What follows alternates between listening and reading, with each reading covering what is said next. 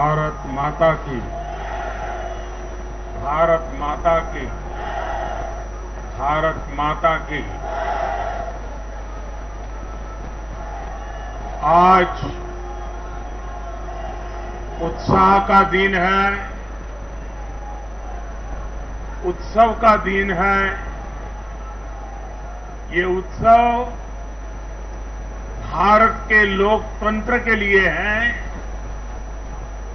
मैं इन चुनावों में हिस्सा लेने वाले सभी मतदाताओं को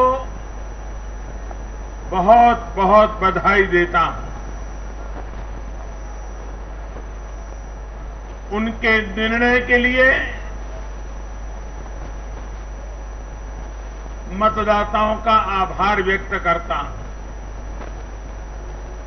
विशेष रूप से हमारी माताओं बहनों ने,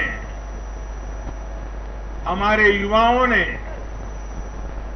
जिस प्रकार भारतीय जनता पार्टी को भरपूर समर्थन दिया है, वो अपने आप में बहुत बड़ा संदेश है। मुझे इस बात का भी संतोष है कि फर्स्ट टाइम वोटर्स ने बढ़ चढ़कर मतदान में हिस्सा लिया और भाजपा की जीत पक्की की।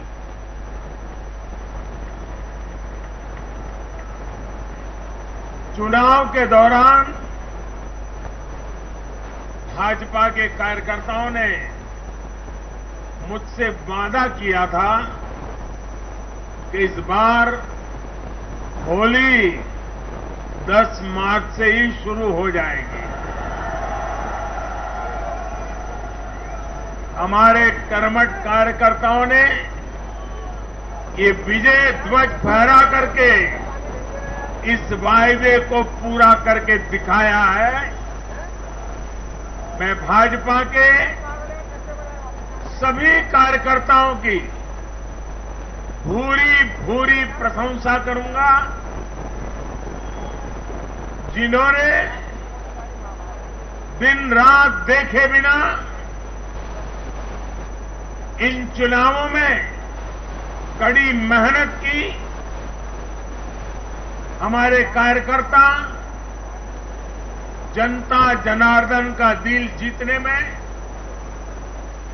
जनता जनार्दन का विश्वास जीतने में सफल रहे और पूरे पार्टी का नेतृत्व जिन्होंने किया, कार्यकर्ताओं ने को जिन्होंने लगातार मार्गदर्शन किया, ऐसे हमारे राष्ट्रीय अध्यक्ष श्रीमान जगत प्रकाश नड्डा जी को भी मैं बहुत बहुत अभिनंदन करता हूं, बहुत बहुत बधाई देता हूं।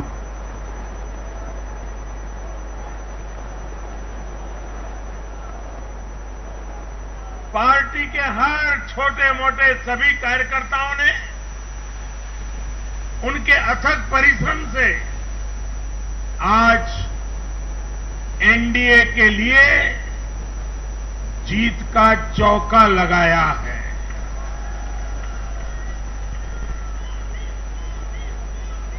साथियों, उत्तर प्रदेश ने देश को अनेक प्रधानमंत्री दिए, लेकिन 5 साल का कार्यकाल पूरा करने वाले किसी मुख्यमंत्री के दोबारा चुने जाने का यह पहला उदाहरण है।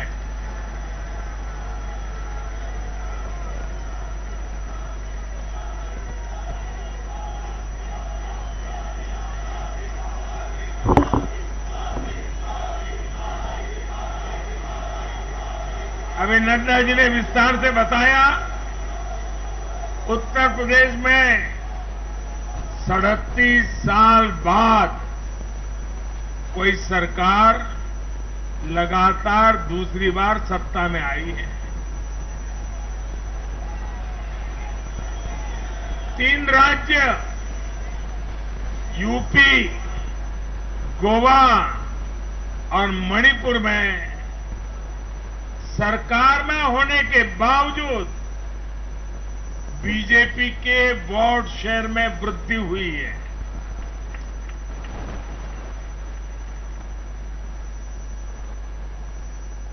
गोवा में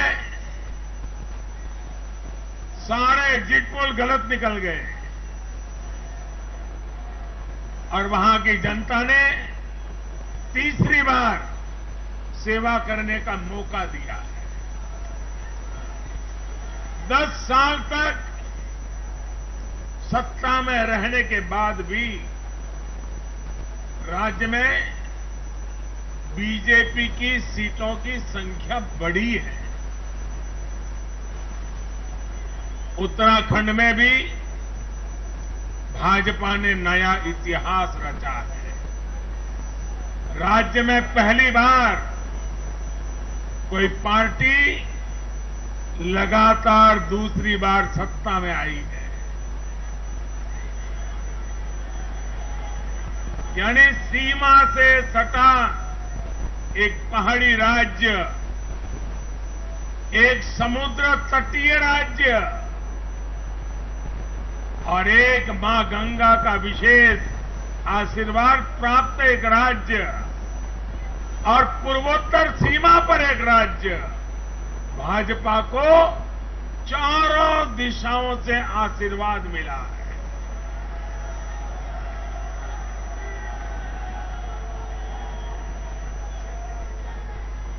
इन राज्यों की चुनौतियां भिन्न है, सबकी विकास की यात्रा का मार्ग भिन्न है, लेकिन सबको जो बात एक सूत्र में पिरो रही है वो है भाजपा पर विश्वास। भाजपा की नीति, भाजपा की नीयत और भाजपा के निर्णयों पर अपार विश्वास। साथियों, ये चुनाव नतीजे भाजपा की प्रो एक्टिव गवर्नेंस पर एक प्रकार से बड़ी मजबूत मोहर लगाते हैं। पहले जनता अपने ही हक के लिए सरकार के दरवाजे खटखटाकर थक जाती थी। बिजली, पानी, गैस, टेलीफोन, बहुत बुनियादी सुविधाओं के लिए, सामान्य जरूरतों के लिए सरकारी दफ्तरों के चक्कर काटने पड़ते थे, पैसे देने पड़ते थे। कुछ साधन संपन्न लोगों तक सुविधा पहुंचने के रास्ते अलग थे, पहुंच जाती थी। देश में गरीबों के नाम पर घोषणाएं बहुत हुई, योजनाएं भी बहुत बनी, लेकिन उस योजनाओं का जो हकदार था, जिस गरीब का उस पर हक था, उसके लिए ये हक उसको मिले बिना परेशानी को मिले, उसके लिए गुड गवर्नेंस, डिलीवरी, इसका बड़ा महत्व होता है। लेकिन भाजपा इस बात को समझती है और मैं लंबे अरसे तक मुख्यमंत्री के नाते काम करके आया हूं, इसलिए मुझे पता है कि आखिरी इंसान की सुविधा के लिए कितनी मेहनत करनी चाहिए। बीते वर्षों में हमने गवर्नेंस डिलीवरी सिस्टम तो बेहतर किया ही, साथ साथ पूरी प्रक्रिया में पारदर्शिता भी लाए हैं। भाजपा गरीब को भरोसा देती है कि प्रत्येक गरीब तक सरकार ने निर्णय किए हुई सुविधाएं जरूर पहुंचेगी। और मैं गरीब के घर तक उसका हक पहुंचाए बिना चैन से बैठने वाला इंसान नहीं।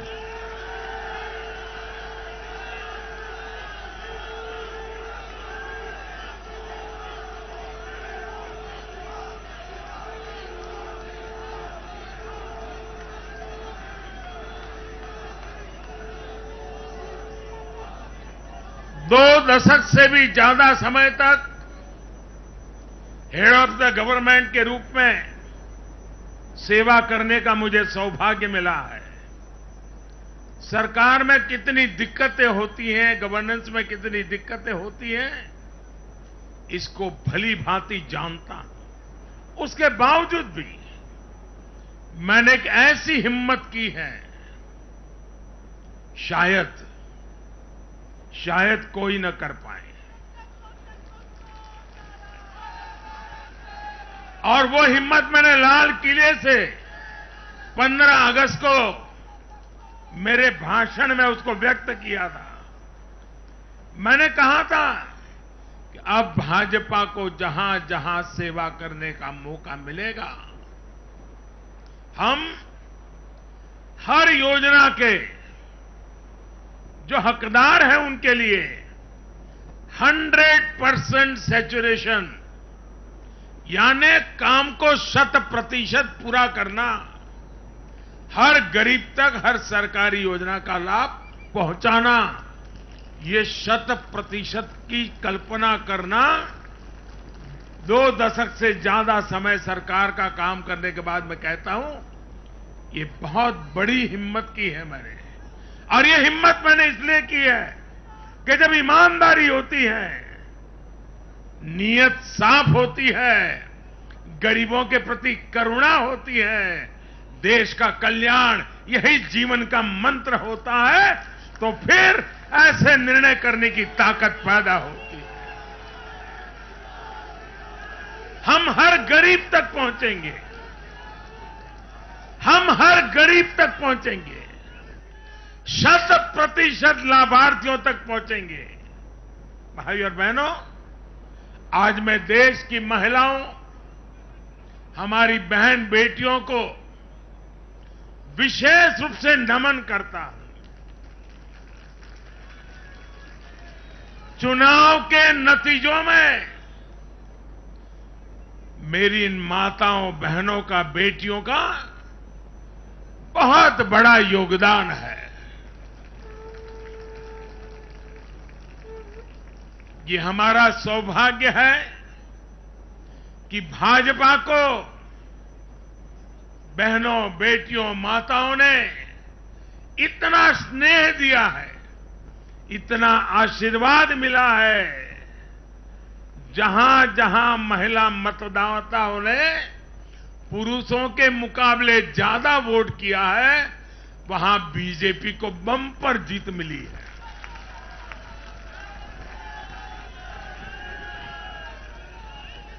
एक प्रकार से हमारी माताएं बहनें, हमारी बेटियां, हमारी ये स्त्री शक्ति भाजपा की जीत की सारथी बनी है।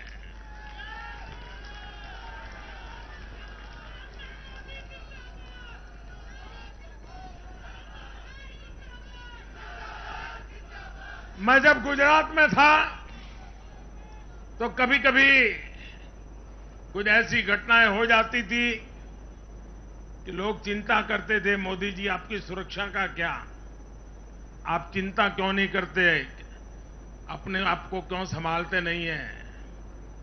तो मैं एक ही जवाब देता था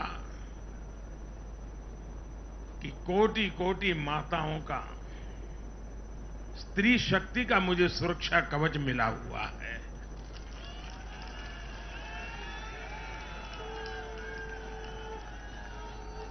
साथियों, भारत की माताएं, बहन, बेटियां निरंतर भाजपा पर विश्वास कर रही है उनको पहली बार विश्वास मिला है कि सरकार उनकी छोटी से छोटी जरूरतों को भी ध्यान में रखती है।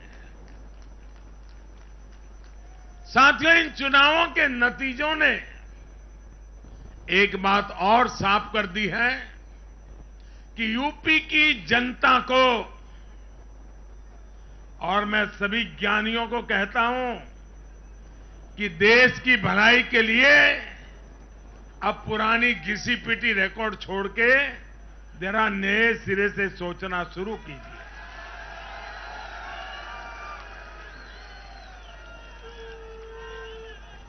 इस देश के लिए बड़ी दुख की बात है। मैं स्वयं बहुत दुख अनुभव करता था जब ये ज्ञानी लोग यूपी की जनता को सिर्फ और सिर्फ जातिवाद के तराजू से तोलते थे, जातिवाद की दृष्टि से देखते थे। मैं समझता हूं कि उत्तर प्रदेश के नागरिकों को जातिवाद की बाड़ाबंदी में बांध करके वे उन जातियों का अपमान करते थे, उन नागरिकों का अपमान करते थे, पूरे उत्तर प्रदेश का अपमान करते थे। कुछ लोग ये कहकर यूपी को बदनाम करते हैं कि यहां के चुनाव में तो जाति ही चलती है। लेकिन भाइयों बहनों, उत्तर प्रदेश के लोगों ने दिखा दिया है। 2014 के चुनाव नतीजे देखें, 2017, 2019 के नतीजे देखें और अब फिर 22 में भी देख रहे हैं। हर बार यूपी के लोगों ने सिर्फ और सिर्फ विकासवाद की राजनीति को ही चुना है। यूपी के लोगों ने इन लोगों को यह सबक दिया है और यह सबक उनको सीखना होगा। यूपी के गरीब से गरीब व्यक्ति ने, यूपी में गांव में रहने वाला व्यक्ति हो, पढ़ा लिखा हो या अनपढ़ हो, यूपी के हर मतदाता ने, हर नागरिक ने एक सबक दिया है कि जाति की गरिमा, जाति का मान देश को जोड़ने के लिए होना चाहिए, देश को तोड़ने के लिए नहीं होना चाहिए। और ये करके दिखाया है, 4 चुनावों में करके दिखाया है। वैसे आज मैं ये भी कहूंगा कि 2019 के चुनाव नतीजों के बाद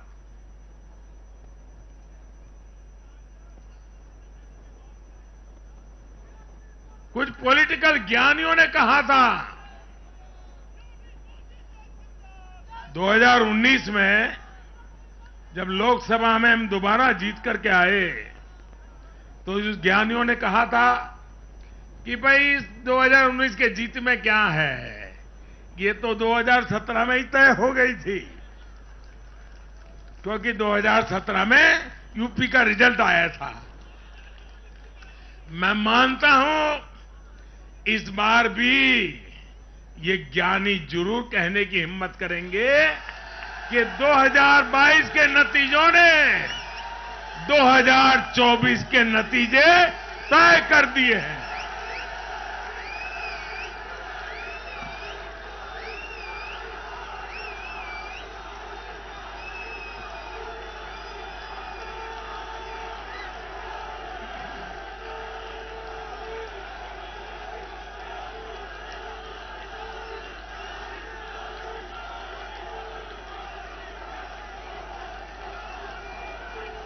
मैं आज पंजाब के भाजपा कार्यकर्ताओं की भी विशेष प्रशंसा करूंगा। उन्होंने विपरीत परिस्थितियों में जिस प्रकार पार्टी का झंडा बुलंद किया है, वो आने वाले समय में पंजाब में भाजपा की मजबूती को, देश की मजबूती को एक अहम स्थान हिंदुस्तान के रूप में विकसित करेंगे, ये मेरा पूरा विश्वास है। पंजाब में भाजपा एक शक्ति के रूप में उभरनी है, ये मैं अपनी आंखों के सामने देख रहा हूं दोस्तों। सीमावर्ती राज्य होने के नाते पंजाब को अलगाववादी राजनीति से सतर्क रखना भाजपा का कार्यकर्ता जान की बाजी लगा करके भी इस काम को करता रहेगा। आने वाले 5 सालों में भाजपा का हर कार्यकर्ता वहां इस दायित्व को जोर शोर से निभाने वाला है।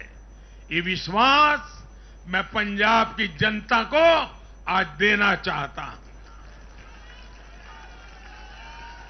साथियों, ये चुनाव ऐसे समय में हुए हैं जब दुनिया 100 साल के सबसे बड़े कोरोना जैसी महामारी के संकट से लड़ रही है। पूरी मानव जात, पूरा विश्व 100 साल में ऐसी बीमारी नहीं देखी, ऐसी मुसीबत से लड़ना नहीं पड़ा है। ये जैसे कुछ कम था तो युद्ध ने भी विश्व की चिंताएं बढ़ाई हैं। इन परिस्थितियों में दुनिया भर की सप्लाई चेन छिन्न भिन्न हो गई है।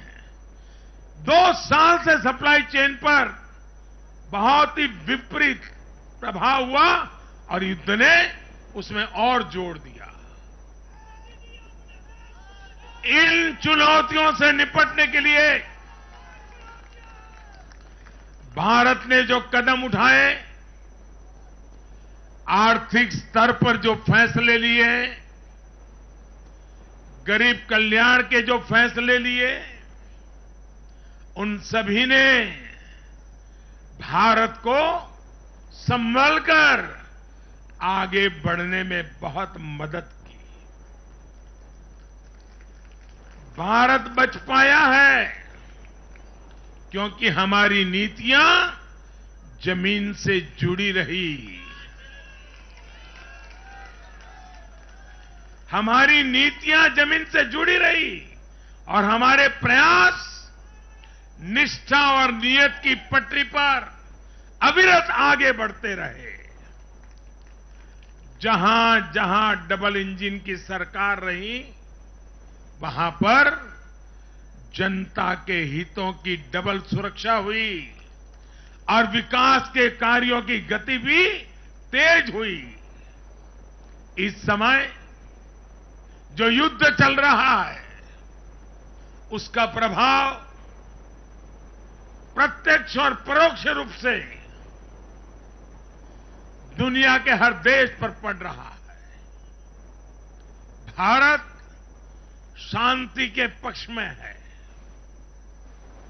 बातचीत से हर समस्या को सुलझाने के पक्ष में है। लेकिन जो देश सीधे जंग लड़ रहे हैं, भारत का उनसे आर्थिक दृष्टि से, सुरक्षा की दृष्टि से, शिक्षा की दृष्टि से, राजनीतिक दृष्टि से नाता है। भारत की बहुत सारी जरूरतें इन देशों से जुड़ी हुई हैं।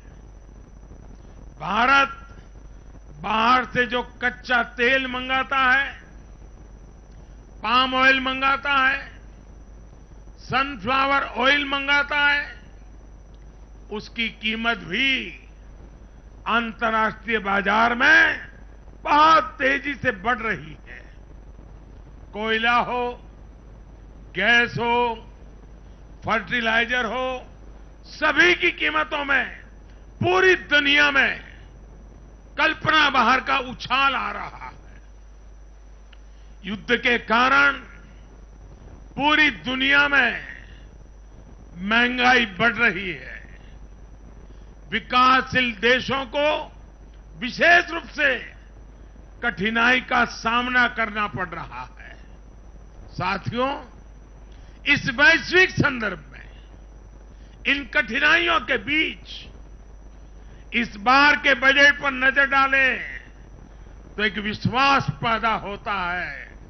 देश आत्मनिर्भर भारत अभियान के मार्ग पर आगे बढ़ रहा है।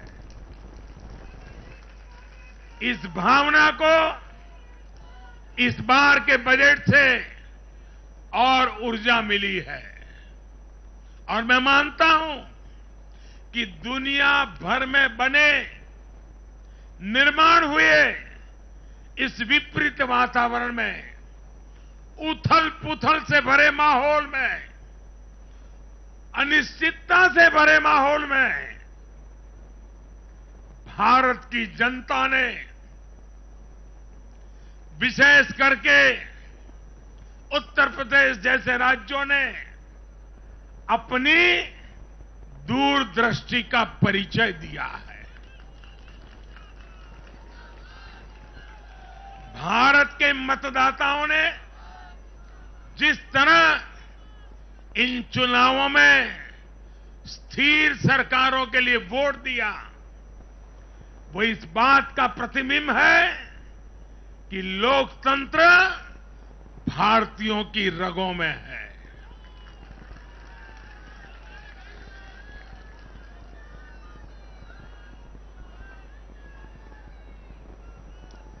लेकिन भाई और बहनों, आज इस अवसर पर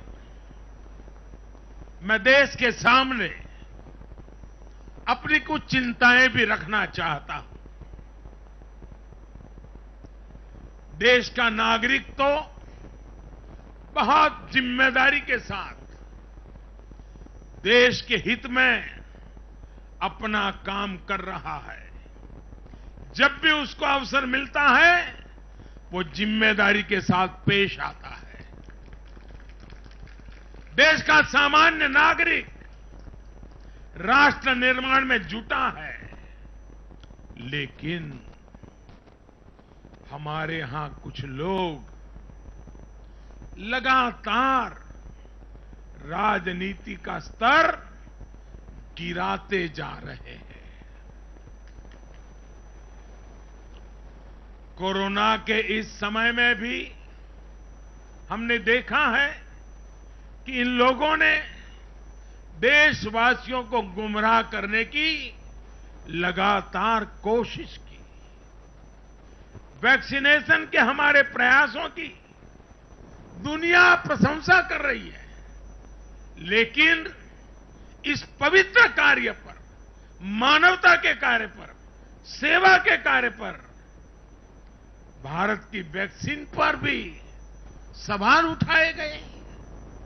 दुर्भाग्य की बात है, जब यूक्रेन में हजारों भारतीय विद्यार्थी, हमारे छात्र, हमारे नागरिक फंसे हुए थे, तब भी देश का मनोबल तोड़ने की बातें हो रही थी। जो वहां फंसे थे उनके परिवारों की चिंता बढ़ाने का काम हो रहा था।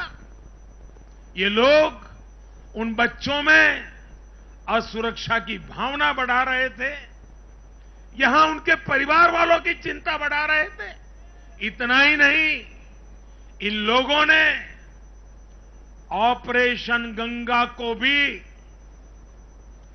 प्रदेशवाद की बेड़ियों में बांधने की कोशिश की।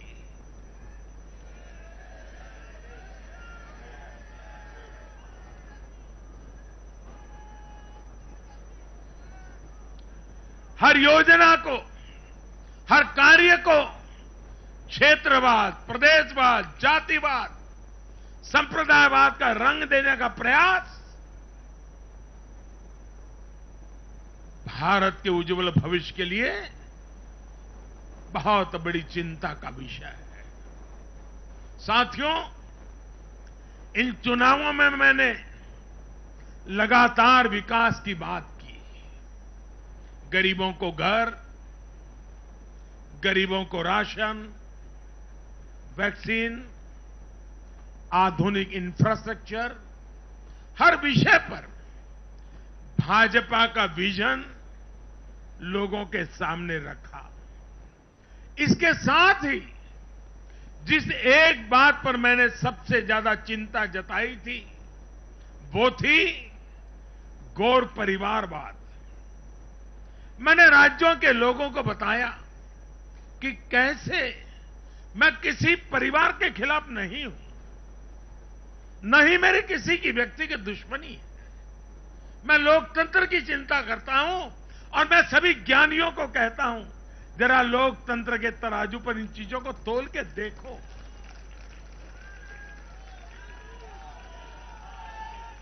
और मैंने लोगों को बताया कैसे परिवारवादी राजनीति ने उनके राज्य का कितना नुकसान किया है, राज्य को पीछे ले जा रहा है।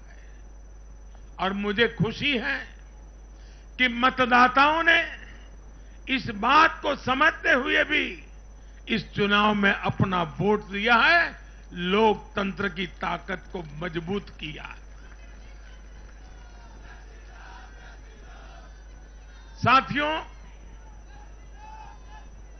ये लगातार बहस बहुत जरूरी है। भारत जैसे लोकतंत्र में और देश को जिस ऊंचाई पर ले जाना है उसको ध्यान में रखते हुए जिन मुद्दों को मैं उठा रहा हूं उसको निरपेक्ष भाव से बहस होना जरूरी है। भारत में परिवारवादी राजनीति का, ये मेरे शब्द लिख करके रखिए दोस्तों, एक न एक दिन ऐसा आएगा जब भारत में परिवारवादी राजनीति का सूर्यास्त ये देश के नागरिक करके रहेंगे।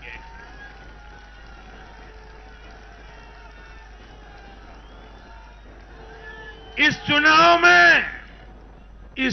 में देश के मतदाताओं ने अपनी सूझबूझ का परिचय दिखाते हुए ये क्या होने वाला है इसका इशारा कर दिया है। साथियों, आज एक और विषय में देश के लोगों के सामने रखना चाहता हूं।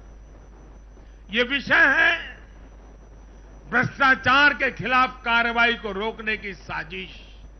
आप मुझे बताइए साथियों, क्या भ्रष्टाचार के खिलाफ कार्रवाई होनी चाहिए कि नहीं होनी चाहिए? भ्रष्टाचार करने वालों पर कड़ी कार्रवाई होनी चाहिए कि नहीं होनी चाहिए? ये भ्रष्टाचार रूपी दिमाग देश में से नष्ट होनी चाहिए कि नहीं होनी चाहिए? साथियों, हमारे देश में भ्रष्टाचार के खिलाफ लोगों में, भ्रष्टाचारियों के खिलाफ, ऐसे लोगों के प्रति एक भयंकर नफरत का भाव रहता है। देश की गाढ़ी कमाई को लूटकर अपनी तिजोरी भरने की ये प्रवृत्ति कुछ लोगों की पहचान के साथ जुड़ गई है। भारतीय जनता पार्टी 2014 में एक ईमानदार सरकार का वायदा करके चुनाव जीती थी और हमारी ईमानदारी को देखकर 2019 में जनता ने हमें और ज्यादा आशीर्वाद दिया।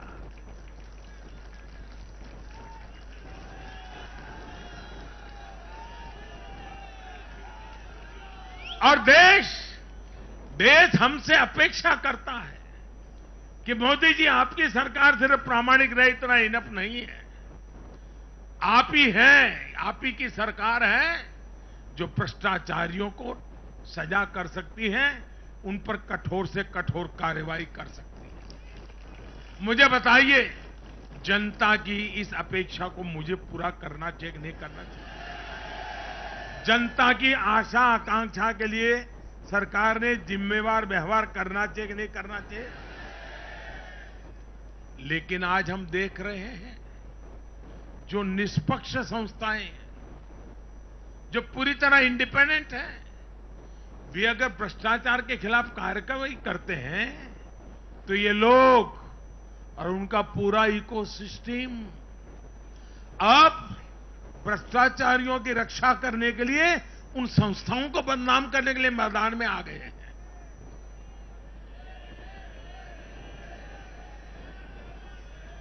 ये देश का कितना बड़ा दुर्भाग्य है कि घोटालों से घिरे लोग एकजुट होकर अब अपनी इकोसिस्टम की मदद से इन संस्थाओं पर ही दबाव बनाने लगे हैं।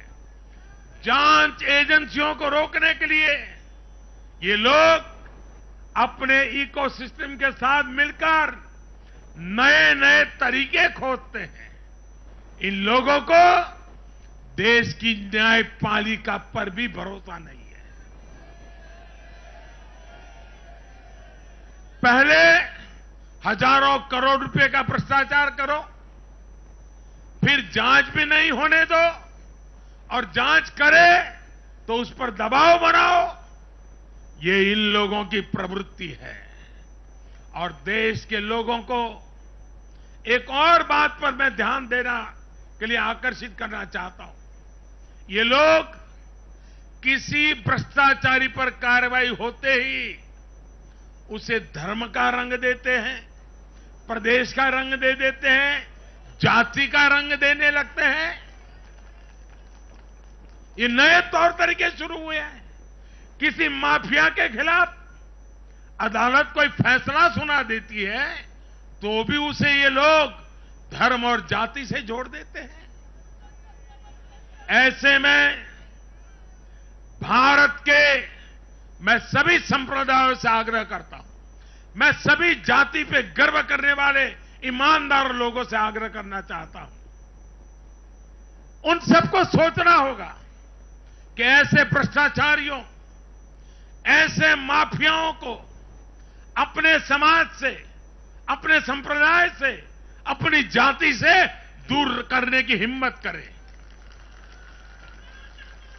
इससे समाज भी मजबूत होगा, संप्रदाय भी मजबूत होगा और हर व्यक्ति का भला होगा। और यूपी में हमारी विजय का एक कारण यह भी है कि वहां के लोगों ने कई दशकों से ऐसी राजनीति का बहुत नुकसान सहा है। मैं बनारस का सांसद होने के नाते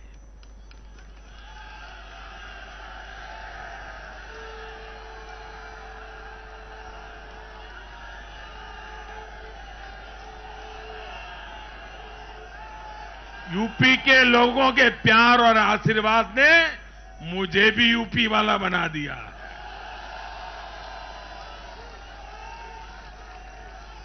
मैं बनारस का सांसद होने के नाते मेरे अनुभव से कह सकता हूं, यूपी के लोग ये बात समझ चुके हैं कि जाति को बदनाम करने वालों से, संप्रदाय को बदनाम करने वालों से अब दूर रहना है और राज्य के विकास को ही सर्वोच्च प्राथमिकता देनी है। साथियों, आजादी के 75वें वर्ष को देखते हुए भी इन चुनाव परिणामों का बहुत महत्व है। भारत आजादी के अमृत काल में प्रवेश कर रहा है। ये चुनाव परिणाम आने वाले 25 वर्षों के हमारे राष्ट्रीय संकल्पों के प्रति देश के मिजाज को, देश के मूड को प्रतिबिंबित करते हैं।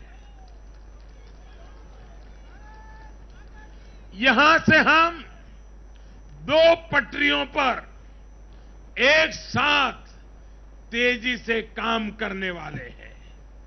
एक तरफ गांव, गरीब, छोटे किसान, लघु उद्यमी, उनके कल्याण पर हमारा जोर है। वहीं दूसरी तरफ देश के संसाधनों, देश की युवा शक्ति को नए अवसर देकर हम आत्मनिर्भरता के मिशन को तेज करना चाहते हैं। भारत का युवा आज अपने हुनर से, अपने बुद्धि के बल से और अपनी क्षमता के उपयोग से दुनिया को समाधान दे रहा है। दुनिया का सबसे बड़ा और सबसे तेज टीकाकरण अभियान आज के भारत के सामर्थ्य का बड़ा उदाहरण है। आज भारत डिजिटल पेमेंट सिस्टम में आत्मनिर्भर हो रहा है। स्टार्टअप के क्षेत्र में अपना सामर्थ्य बढ़ा रहा है और तकनीक के क्षेत्र में नई नई उपलब्धियां प्राप्त कर रहा है। और यह सब हो रहा है उसकी युवा शक्ति के कारण। भारत में शिक्षा का स्तर उच्च कोटि का हो, जो देश और दुनिया की जरूरतों को पूरा करने वाली वर्कफोर्स तैयार कर सके, यह हमारा संकल्प है। आज एक ऐसे नए भारत का निर्माण हो रहा है जहां आपकी पहचान आप से होती है।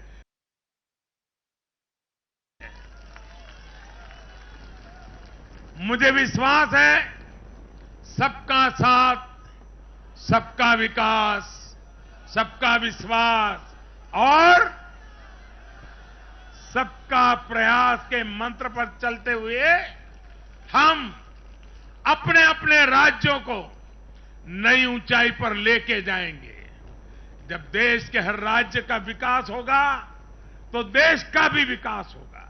और मुझे तो मैं गुजरात में इतने साल काम किया, दिल्ली में सरकार भारतीय जनता पार्टी को अच्छा मानने वाली सरकार नहीं थी। हमारी सरकार में रोड़े अटकाने के सोच वाली सरकार थी। फिर भी गुजरात में हमारा मंत्र यही था, भारत के विकास के लिए गुजरात का विकास।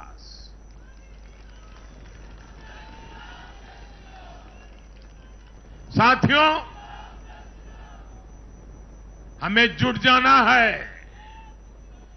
एक पल भी गंवाना नहीं है।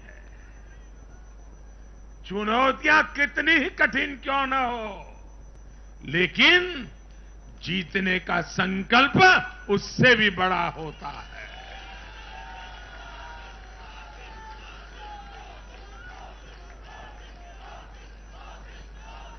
बड़े संकल्पों के साथ, बड़े सपनों के साथ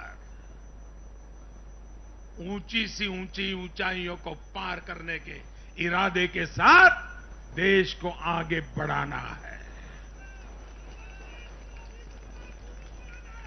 साथियों, इतना बड़ा भव्य विजय भारत के उज्जवल भविष्य की ये गारंटी है। मैं एक बार फिर भारत के उज्जवल भविष्य के लिए ये जो निर्णायक मतदान किया है, इसलिए हमारे मतदाता अभिनंदन के बहुत अधिकारी हैं। आइए दोनों हाथ ऊपर करके तालियों के गड़गड़ाहट के साथ सभी मतदाताओं का अभिनंदन करें, मतदाताओं का आभार व्यक्त करें, मतदाताओं का गौरवगान करें।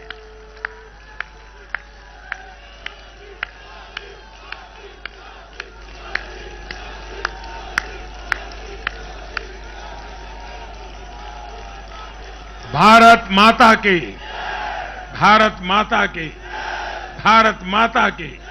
बहुत बहुत धन्यवाद।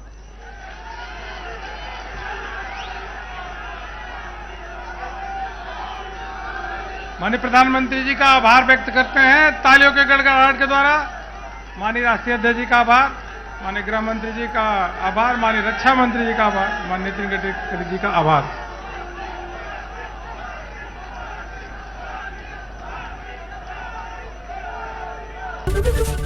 एबीपी माझा, उघडा डोळे बघा नीट.